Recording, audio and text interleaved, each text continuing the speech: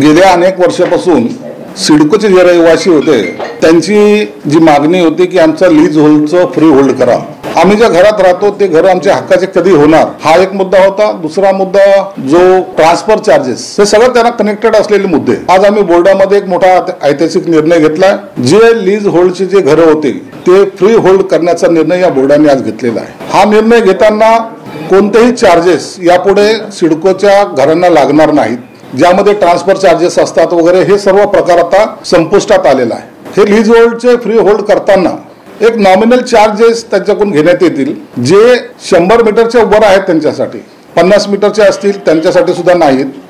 100 मीटरच्या वर जे घरं असतील त्यांच्यासाठी एक नॉर्मल चार्जेस, म्हणजे जे नाममात्र ज्याला आपण म्हणतो ते चार्जेस करून त्यांना फ्री होल्डमध्ये टाकण्यात येईल। काही ठिकाणी असं झालेलं आहे की सोसायट्या आहेत, बहुतांश मुंबई, नवी मुंबई सारख्या ठिकाणी ज्या सोसायटीला प्लॉट अलॉटमेंट केले होते, जवळपास कालावधी जवळ 31 वर्षाचा 41 वर्षाचा ते घरं बांधून सुद्धा झाले, त्यांना सुद्धा आता फ्री होल्डमध्ये टाकण्यात आलेलं आहे। परंतु त्यांच्याकडून सुद्धा एक थोडे चार्जेस घेऊन रिडेव्हलपमेंटला जर त्यांना जायचं असेल तर त्याच्यासाठी थोडेसे नॉमिनल चार्जेस लावलेले आहेत। त्याचा तक्ता आम्ही तयार केलेला आहे।